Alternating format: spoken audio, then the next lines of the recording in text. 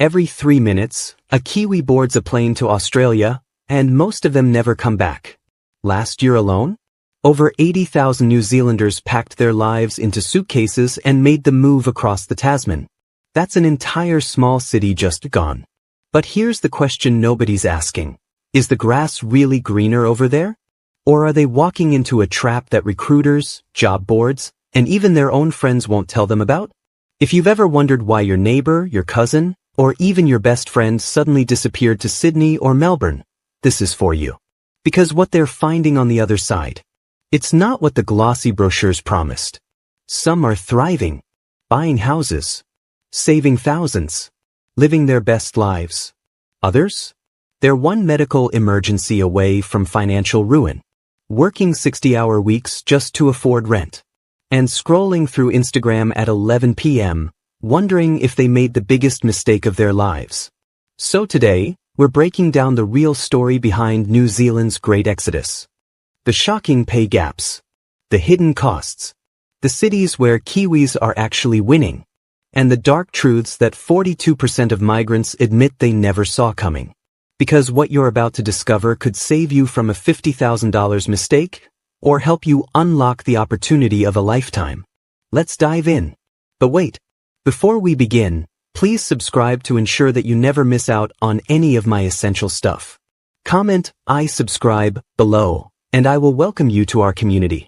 With that said, let's get started. Let's start with the number that gets everyone on that plane in the first place, the money. A registered nurse in Auckland? She's earning around $65,000 New Zealand dollars a year. Long shifts, emotional burnout, living paycheck to paycheck. Now, she crosses the Tasman Sea. Same qualifications, same job, same scrubs. But in Brisbane, she's suddenly making $95,000 Australian dollars. That's nearly 50% more for doing the exact same thing. Meet Sarah. She's 29, a pediatric nurse from Wellington. For 6 years, she worked 60-hour weeks at Wellington Hospital. Loved the job. Loved her patients.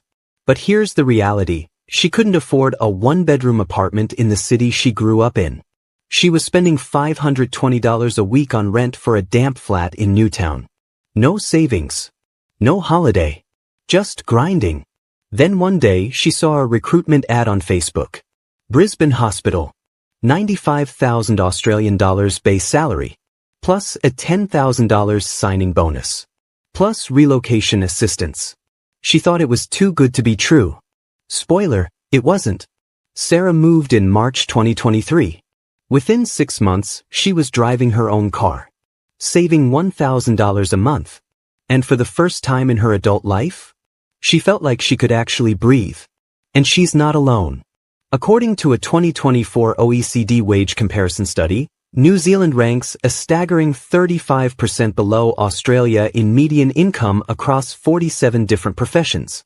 Teachers, engineers, tradespeople, IT specialists. It doesn't matter what you do, you're likely getting paid significantly less in Aotearoa. Imagine finally being able to afford the life you've been dreaming about. That overseas trip, a house deposit, or just not checking your bank account before every purchase. That's the promise. That's the pull. That's why your mate Dave from high school is suddenly posting photos from Bondi Beach with the caption, "New chapter." But here's what the recruitment brochures don't show you. What Sarah didn't know when she signed that contract. Because in her first 3 months in Brisbane, she almost made a $40,000 mistake that could have sent her straight back to Wellington, broke and defeated. That extra $30,000 sounds life-changing, right? Until you realize Sydney rent just ate $25,000 of it. Let me hit you with some numbers that'll make your head spin. Average rent in Sydney right now? $3,200 a month. For a decent 2-bedroom apartment. Not luxury. Not harbor views. Just livable. Compare that to Auckland, which everyone complains about, where you're paying around $2,400 a month for something similar. According to Domain.com.au's 2024 rental report, Sydney is now the second most expensive city in the world for renters. Melbourne's not far behind. So yeah, you're earning more. But you're also bleeding money just to have a roof over your head. Meet James. He's 34, a software engineer from Christchurch. Got headhunted by a Sydney tech firm in early 2023. They offered him $120,000 Australian dollars. He was earning $85,000 New Zealand dollars at the time. On paper, that's a massive jump. Nearly 50% more when you do the currency conversion. James was pumped. Quit his job. Packed up his wife and 2 kids. Moved into a rental in Parramatta, 45 minutes from the city. Here's what his monthly budget looked like. Rent, $3,400 childcare for 2 kids, $2,800 transport, train passes, petrol $650 groceries, $1,200 utilities, $400. That's $8,450 a month. Just on essentials. Before he even thought about savings, entertainment, or emergencies. His take-home pay after tax? Around $7,200 a month. Wait, do that math again. James was going backwards. The big raise left him with less money than he had in Christchurch, where his mortgage was $2,200 a month and childcare was half the price. He told me, I felt like I'd been sold a dream and woke up in someone else's nightmare. But here's where the story gets interesting. James didn't give up. He didn't crawl back to New Zealand. Instead, he made one critical pivot that saved his family's financial future. He moved to Brisbane. Same salary. Same job, remote work with his Sydney employer. But rent dropped to $2,400. Childcare dropped to $1,800. Suddenly, they were saving $2,000 a month. And this is backed up by data. The Australian Bureau of Statistics 2024 report shows that the big 3 cities, Sydney, Melbourne, Brisbane, cost anywhere from 22% to 35% more than Auckland for essential expenses. But here's the twist. Not all Australian cities are created equal. While everyone's fighting for overpriced apartments in Sydney, there's a silent migration happening to 3 cities where Kiwis are actually getting ahead. Where the math finally works in your favor. And one of them? It's the city nobody talks about, but should. Okay, quick question. When you think moving to Australia, what city pops into your head first? Sydney? Melbourne? Maybe Brisbane? That's the problem. Because while everyone's rushing to those same 3 cities, there's a quiet gold rush happening in places that most Kiwis don't even consider. Cities where your dollars stretch further. Where job opportunities are exploding. And where quality of life is, frankly, better. Let me introduce you to the Golden 3. First up, Perth. Now, I know what you're thinking. Perth? Isn't that, like, in the middle of nowhere? Kind of. And that's exactly why it works. Perth is in the middle of Australia's mining boom. If you're a tradicie, an engineer, or in logistics, companies are literally begging for workers. Electricians are earning $110,000 to $130,000. Fly-in fly-out roles can hit $150,000 plus. But here's the kicker. Rent in Perth is around $2,400 a month for a nice place. That's $800 less than Sydney. Commute times average 40 minutes, not 2 hours. And you've got beaches that rival Bondi without the crowds. Next, Adelaide. Adelaide's the dark horse. Hospitals, universities, and tech companies are expanding fast. They need healthcare workers, IT specialists, and educators. The pay is nearly identical to Melbourne, but housing costs 50% less. Let me tell you about Emma and Tom. Both 31 and 33. Teachers from Auckland. They got job offers from 2 places, Melbourne at $75,000 each, or Adelaide at $72,000 each. On paper, Melbourne seemed like the obvious choice. Bigger city. More. Happening. But they crunched the numbers. In Melbourne, they'd be renting a 2-bedroom shoebox in the suburbs for $2,800 a month. In Adelaide, they bought a 3-bedroom house with a backyard for $480,000. Their mortgage? $2,200 a month. Emma told me, in Melbourne, we'd still be renting when we're 50. We're homeowners in our 30s. And finally, Gold Coast. Tourism is booming. Construction is booming. The population is exploding. If you're in hospitality, trades, or allied health, there's work everywhere. And here's the bonus. You're living on the beach. No winter. No heating bills. Outdoor lifestyle year-round. Now, this isn't just me hyping up random cities. According to a 2024 Deloitte migration report, Kiwis moving to secondary cities, Perth, Adelaide, Gold Coast, report 67% higher satisfaction rates compared to those in Sydney or Melbourne. But because they're not just surviving, they're thriving. But, and this is a big but, even in these golden cities, there's a hidden danger. A trap that catches 1 in 3 Kiwis completely off guard. And it has nothing to do with money. Here's something they don't tell you at the recruitment fair. You're not Australian. I know, obvious, right? But for the first 2 years, sometimes longer, that fact matters way more than you think. Because when you move to Australia as a New Zealander, you're on something called a Special Category Visa, or SCV. It's automatic. You just land, flash your passport, and boom, you're in. Sounds great. Until you realize what you don't get. No Medicare. No student loans or HECS support. No unemployment benefits. No disability support payments. And if you lose your job, you've got 28 days to find another one or leave the country. Let me hit you with a stat that'll make your stomach drop. 34% of Kiwi migrants report unexpected healthcare costs in their first year, according to the Australian Migration Institute's 2023 survey. Meet Rachel. She's 41, a single mom from Dunedin. Moved to Melbourne in 2022 for a retail management job. $78,000 a year. Good benefits. Great team. 3 months in, her 8-year-old son fell off the monkey bars at school. Broke his arm. Bad break. Needed surgery. She rushed him to the emergency room. They fixed him up. Incredible care. Then the bill came. $8,000. No Medicare. No public healthcare coverage. Just pay up. Rachel had to put it on a credit card. She's still paying it off. She told me, I thought Australia and New Zealand had some kind of agreement. I had no idea I wasn't covered. And she's not alone. According to the Australian Department of Home Affairs, SCV holders must wait between 2 and 4 years before they're eligible for most government benefits. And even then, there's no guarantee. So here's what you must do before you even book that flight. 1. Get private health insurance.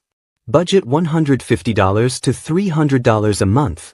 It's expensive, but one emergency and you're done. 2. Check your visa pathway to permanent residency. Some jobs fast-track it. Others? You're stuck on SCV forever. 3. Have a financial safety net. At least 3 months of living expenses saved. Because if things go south, you need to be able to get home. This isn't meant to scare you. It's meant to prepare you. Because the healthcare trap? That's fixable if you know it's coming. But there's one more thing. One invisible danger that's forcing thousands of Kiwis to pack up and come crawling back to New Zealand. And it's not money. It's not healthcare. It's something much harder to fix. You can earn $100,000 a year and still feel like you're drowning. Sounds dramatic, right? But 42% of Kiwi migrants admit they massively underestimated this one thing. The loneliness. According to the 2024 Australian Loneliness Survey, New Zealand migrants report 38% higher loneliness scores than local Australians during their first 3 years. Think about it. You land in a new city. You don't know anyone. Your family's a 3-hour flight away. Your mates are in different time zones. You're working long hours trying to prove yourself. And suddenly, you're spending Friday nights scrolling Instagram, watching everyone back home having drinks at your old local pub, without you. That sinking feeling when everyone around you has their people, and you're eating lunch alone in your car between shifts. Meet Marcus. He's 27, an electrician from Hamilton. Landed a job in Perth in 2023 making $95,000, triple what he was earning back home. For the first 6 months, he thought he'd made it. Nuda. Nice apartment. Money in the bank. But he told me, I'd finish work at 5, go home, heat up a frozen meal, and sit in silence. I had no one to call. No one to hang out with. I started dreading weekends. Marcus worked 50-hour weeks just to avoid being alone. He'd take every overtime shift offered. Because at least at work, there were people around. By month 8, he was seriously considering moving back to New Zealand. Not because of money. Not because of the job. Because he was miserable. But then something shifted. He joined a local rugby club. Started going to training twice a week. Made a few mates. Started volunteering at a community workshop on Saturdays. Within 3 months, his whole experience changed. He said, "Money means nothing if you're miserable. I was earning heaps, but I had no life. Now I've got both." And Marcus's story is backed by research. A University of Melbourne 2023 study found that social isolation is the #1 reason 28% of New Zealand migrants return home within 5 years. You're not alone if you've felt this, or if you're feeling it right now. So here's what successful migrants do in their first 90 days. 1. Join something. A sports team, a hobby group, a church, a volunteer org. Doesn't matter what, just get around people regularly. 2. Say yes to invitations. Even if you're tired. Even if it's awkward at first. You have to build your circle. 3. Stay connected to home, but not too connected. Weekly video calls? Great. Daily texts about everything you're missing? That'll keep you stuck. Because here's the truth. The people who make it in Australia aren't necessarily the ones with the highest salaries. They're the ones who build a life, not just a paycheck. But despite all these challenges, the cost of living, the healthcare traps, the loneliness, there's one group of Kiwis who are absolutely crushing it across the Tasman. And honestly, it's not who you'd expect. Nurses struggle. Teachers barely get by. Retail workers are working 2 jobs just to make rent. But these 3 types of workers? They're printing money in Australia. First, tradespeople. Electricians. Plumbers. Carpenters. Bricklayers. In New Zealand, a qualified sparky might earn $65,000 to $75,000. Decent living, but nothing crazy. In Australia, that same electrician is pulling $110,000 to $140,000, especially if they're willing to work in mining regions or on commercial projects. Plumbers? Same deal. Carpenters building new housing estates? 6 figures easy. Second, healthcare specialists. Not general nurses, though they do okay. I'm talking radiographers, sonographers, occupational therapists, and aged care nurses. Australia has a critical shortage.